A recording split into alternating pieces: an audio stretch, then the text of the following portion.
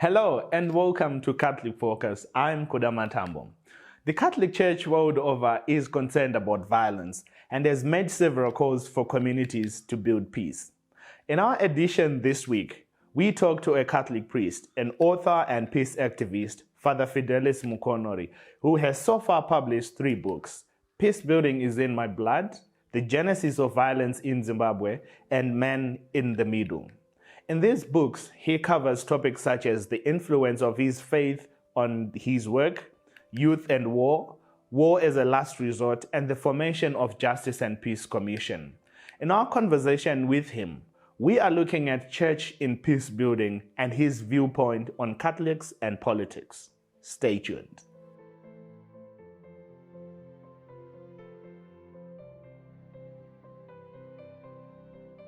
Fr Fidelis, welcome to Catholic Focus. Thank you. So, like I said, many people know you as Fr Fidelis Mukonori. Some of you know as Brother Fidelis. What is it? Is there something that people don't know about you that you would like to share with the audience? The earlier youth in the 1973 know me as Mukoma Fide. And this starts at the background of Chikwizo. Chikwizo is right at the back of Mutoko. Chikwizo borders with Mozambique. And my first assignment as a Jesuit brother from Zambia was at St. Martin Mission in Chikwizo, which is grade 1 to grade 7, being run by the LCBL sisters. And I had been trained in pastoral work and social work. That was immediately after I finished my Jesuit formation as a Jesuit brother. Wange was under the Spanish fathers, where we were trained. I loved the training of catechetics. Catechetics that was involved together with then the liberation theology. And because these were Spanish fathers, and they loved liberation theology. I loved liberation theology. Liberation theology was introduced to me in the novitiate. And they also were taking seriously the OAU status, the Organization of African Unity, and the African writings of the time, and the liberation struggle and the liberation movement, especially in Southern Africa. Mm-hmm. Our concern is about peace building here in Zimbabwe and the world over. Mm-hmm. And we want to understand how, as a society, how, as the church, we can also help in terms of peace building. You have written books about A Man in the Middle. You have written Peace Keeping is in My Blood, and also The Genesis of Violence in Zimbabwe. And you mentioned that it is important, before we start talking about peace building, to talk about war, to talk about why, where we came from. Would you like to take us back to what are some of the key issues in your books, and why do we need to understand the war and the scenarios before our present day Zimbabwe? Thank you. Well, the genesis of violence in Zimbabwe is trying to show Zimbabweans, by nature, we are very peaceful people. And we were very peaceful because the Munumutapa kingdom covered much of Southern Africa, half of Mozambique, the whole of current Zimbabwe, the whole of Zambia, half of Angola, and a part of Botswana. That belonged to Munomotapa. And why was Munomotapa so powerful? He was powerful because he was by nature a peaceful person. But he knew in order to be peaceful, you have to be militarily powerful. In order to be militarily powerful, you have to be in a position to show to the people that you can train them and take care of them. You give them safety and security, their families and themselves. And that was Munomotapa.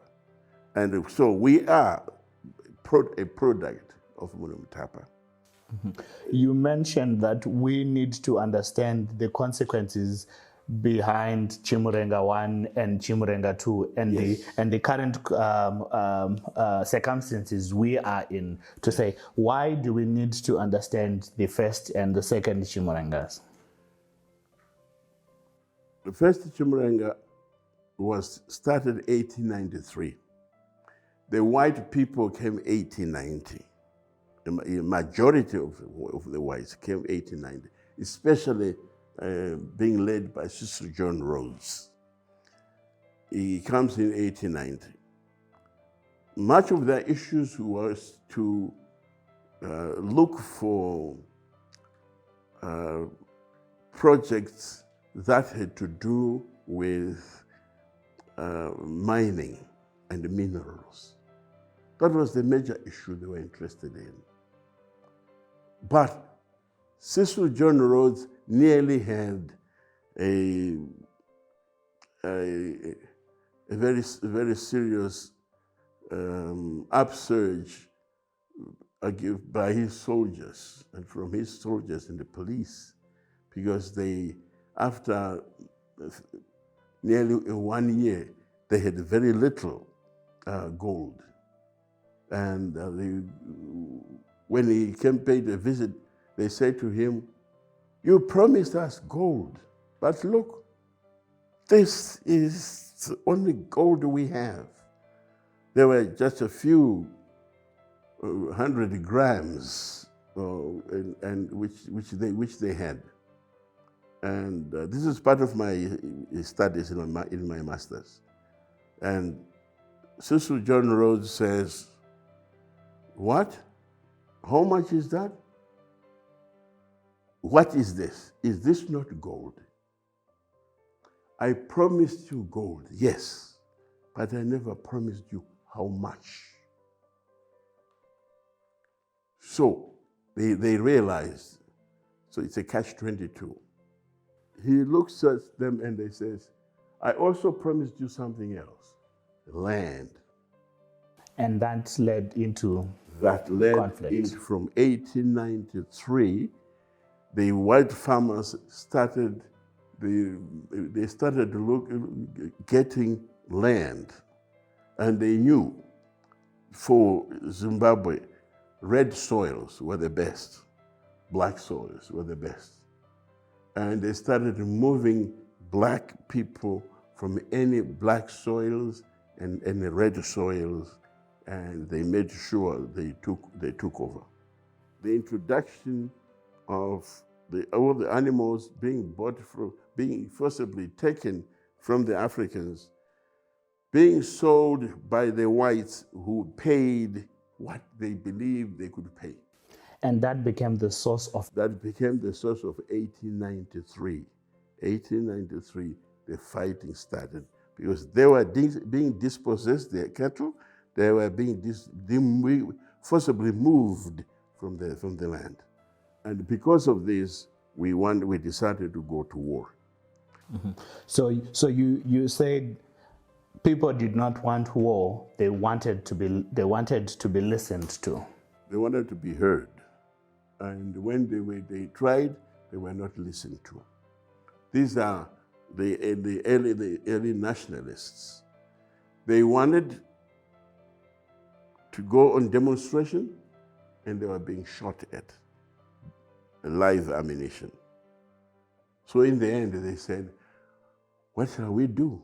They are refusing to listen to us, and they are shooting us. So let's go and look for something to shoot back with. That's why they decided reservedly to go to war.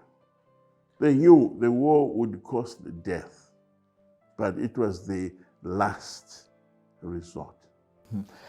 Let's move into the later times, the War of the Liberation struggle. Your involvement as a Catholic, your involvement as a Catholic brother, and also the involvement of the Catholic Church. What was your experience in that particular period, and what role did you play? The Catholic Bishops' Conference of Southern Rhodesia at the time realized that it was essential to respond to the Holy Father. The Catholic Commission of Justice and Peace was International Catholic Commission of Justice and Peace, started by Pope Paul VI. He's the one who started it. So the Catholic bishops of Southern Rhodesia realized that indeed in this country, it was necessary to have justice. It was then to have peace. You cannot talk of peace before justice. So the Catholic Commission of Justice and Peace was started 1973 officially, because it was seen that it was essential. Remember, I'm sorry to say remember, you may not remember that time. 1971, Pierce Commission, Lord Pierce, came into the country from United Kingdom, and who said, it is essential, and this is the last time people of Rhodesia, you make a decision. It was a 10-point plan, 10 points, which they had to vote yes or no. And that time, the Rhodesia Front was very strong. And the Rhodesia Front kept saying, we know our Africans, they are going to vote yes. And to their horror and shock, the African nationalists had managed to do their mandatory work. And they just said, these 10 points are exactly the same old 10 points which had come 20 years before. And they explained. And Silvera House in 1971, Silvera House was the bedrock of African nationalism. They were teaching civic education. And from then, the church was involved in peace building. From that time, the church was involved in peace building. And it became the International Catholic Commission of Justice and Peace to Catholic Commission of Justice and Peace in Southern Rhodesia. And this is where I came in 1973 from Zambia, where I was training as a Jesuit initially. And 1974, I was visited by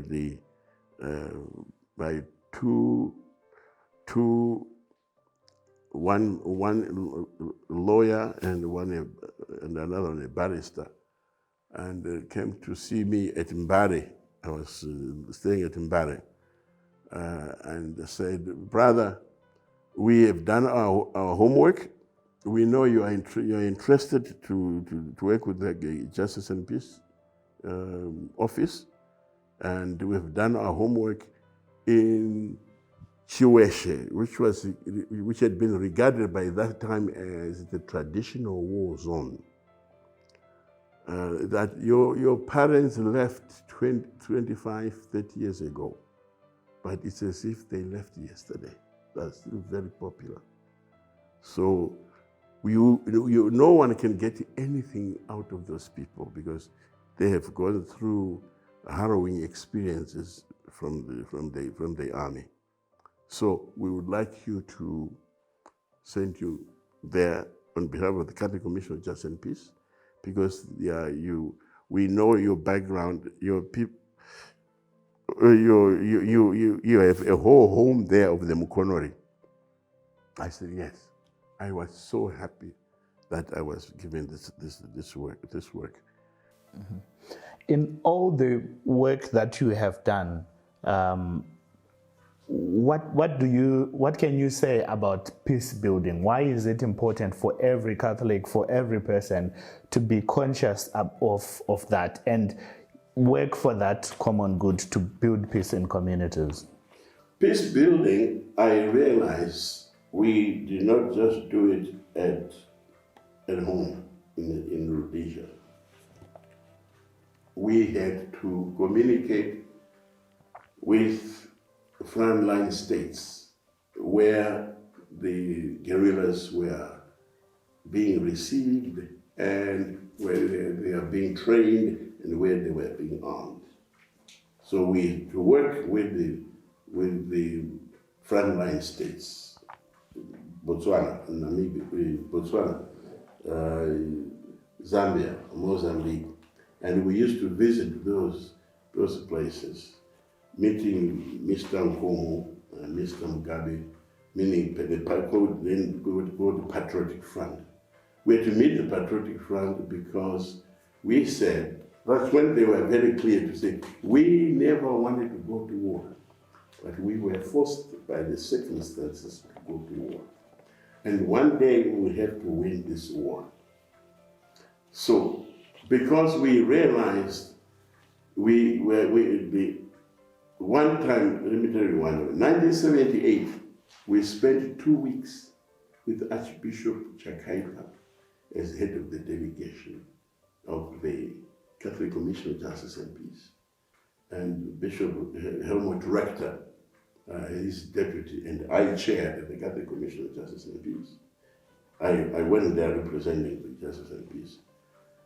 And we spent 2 weeks discussing with Patriotic Front, PF ZAPU and ZANU-PF. Mr. Smith got a shock.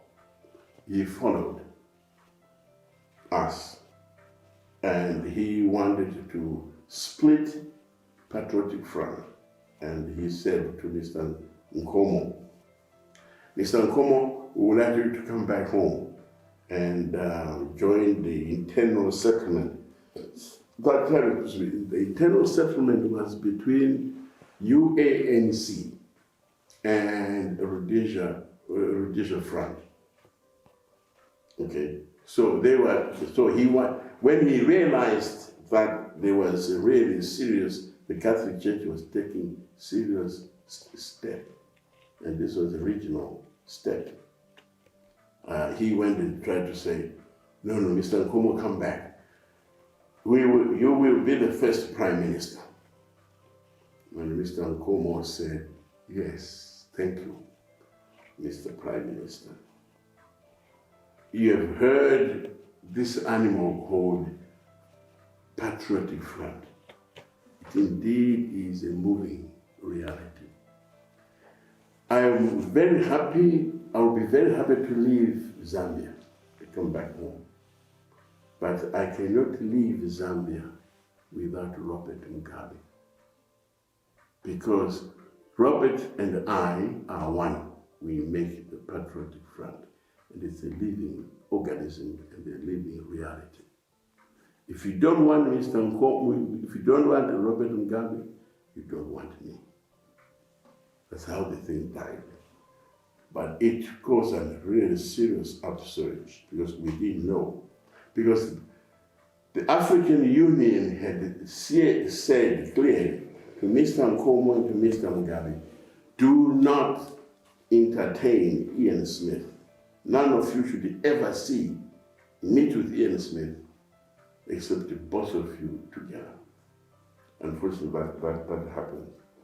But 2 weeks in Zambia, negotiating with Fr was not a joke, and we did it. With that Bishop Chakaipa was the one who was Bishop President for the Catholic Committee, for the Bishops' Conference in Rhodesia at that time. So it is from that time we said to the Catholic Bishops' Conference, you don't need to come with us anymore. What we just wanted was for you to register that when they see us, they see the Catholic Bishops' Conference. So we were doing the work for the Catholic on behalf of the Catholic Bishops' Conference. John Geary and then I are the ones who always went around. From there instead of going regional, we went international. So in present day Zimbabwe, there are issues to do with political violence, disagreements among political parties, and even disagreements amongst other non-political actors. And the Catholic Church has the bishops have written several pastoral letters. Recently, they also wrote a pastoral letter condemning political violence. In brief, can you say the church is political? The church has a right to be political. The church is non-partisan. The best politician in this world is the Catholic Church, because they've lived in the last 2,000 years. No political party in this world has lived 2,000 years. Is that clear? And in terms of peace building, there are several people working in justice and peace commissions, in different commissions within the church. What is your advice to them in terms of peace building in the present day Zimbabwe? Chala chimwe achitswanyinda. They should involve others. They should learn to listen to others. No one is a fool. Even a fool has a stake in what discussion is taking place in the country. It is essential for those people working for peace to know that listen to every voice. Every voice is critical. It is, and then we have to learn as citizens that we have one country. We can be successful workers, North Pole, South Pole, East and West, but it's not our country. We have one country, Zimbabwe. Unfortunately, the powers that be in politics, different political leaders, have a pomposity of thinking. It is only fair when I am in power.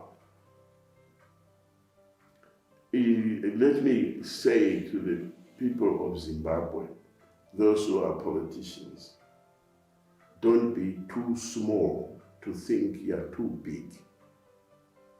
Anyone who is in charge of any political party in Zimbabwe, don't be too small to think you're too big. Would you like to elaborate on that? The issue is, every citizen has a right to live. When you are being elected as taking charge of your political party, you are a servant in action, and be a servant in truth. That is to say, work for the people. Once you work for the people, we will make you rule this country for as long as it is possible. But it is unfortunate in Zimbabwe that there is a tendency of wanting to think, I'm the only one. No one is the only one, because we are many citizens. And other citizens are not born to rule. Other citizens are born to be technocrats. Some citizens are born to be political leaders. Others are born to be business people. Others are born to be different tentacles in our well-being. But do not think that because you are a leader of this particular group, then you are the only best one. Unfortunately, in Zimbabwe, that seems to be the case. It is a losing case, but Zimbabwe one day will triumph. Where Zimbabweans are right across the globe, they shine. And why are we failing to shine in our own country? That is a question that is a question which politicians in Zimbabwe have to ask questions. If they can answer right, then everything will be right. There are several Catholics who are active in politics, some who are aspiring to be in public offices in politics, and this is an election period.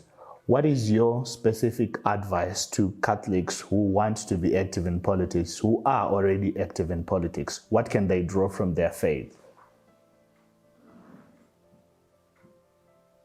Be honest. It doesn't matter Catholic or non-Catholic, but if you want to be a public leader, be honest. Honesty will help. You have traveled our road from Harare to Makumbe mission here. There are more potholes than the road. And there's supposed to be some politicians who represent this part of the country. There are supposed to be MPs. There are supposed to be councillors. Where are the councillors? Where are the MPs? It's just one place. And if I were to take you into the whole of Chinamora, Musana, Masembura, the areas we find, the roads don't exist anymore. And yet there are politicians who are there.